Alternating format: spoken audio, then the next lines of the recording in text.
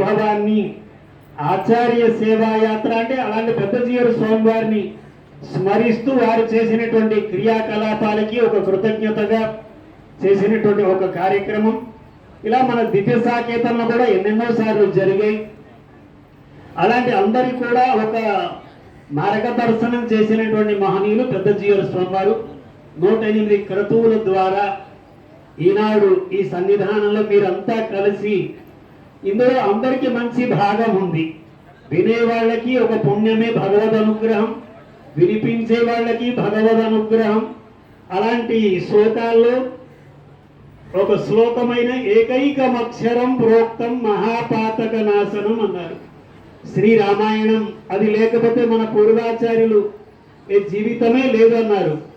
శ్రీమద్ రామాయణమపి పరం మన భట్టర్ వారు చెప్తుంటారు అన్నమాట.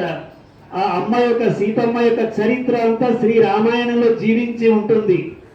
శ్రీరామాయణం అందరికీ చెందినటువంటి గ్రంథం. లక్షల సంవత్సరాలు గడిచిన అది ప్రత్యక్షమివ దర్శితం అంటారు. చిరనిర్వృత్తమపేత ప్రత్యక్షమివ దర్శితం. లక్షల సంవత్సరాలు గడిచిన ఈనాటికి కూడా శ్రీరామాయణంలో ఉండేటువంటి ఒక్కొక్క శ్లోకం చదువుతున్నా, పెద్దల ద్వారా మనం వింటున్నా, అందులో ఉండేటువంటి ఆనందమే వేరు. అందులో కామార్థ గుణ సంయుక్తం ధర్మార్థ గుణ విస్తరం సముద్రమివ రత్నాఢ్యం సర్వశ్రుతి మనోహరం అని వాల్మీకి మహర్షి బాలకాండలో చెప్పాడు. ధర్మ అర్థ కామ మోక్ష 4 పురుషార్థాలకి సంబంధించినటువంటి అన్ని విషయాలు, అన్ని ఫలితాలను ఇచ్చేటువంటి విషయాలు దాంట్లో ఉన్నాయి.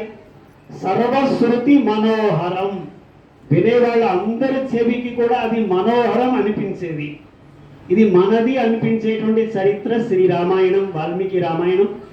అలాంటి శ్రీరామాయణాన్ని మీరంతా కలిసి ఇక్కడ ఒక యజ్ఞంగా సుమారు 4 మాసాలుగా ఇది పారాయణ ఆచరించి మహాపట్టాభిషేకం, సామ్రాజ్య పట్టాభిషేకం చేయాలి అనుకున్నారు. ఆ సామ్రాజ్య పట్టాభిషేకానికి చాలా గొప్ప వైభవం ఉంది. శ్రీరామాయణం చివర యుద్ధకాండలో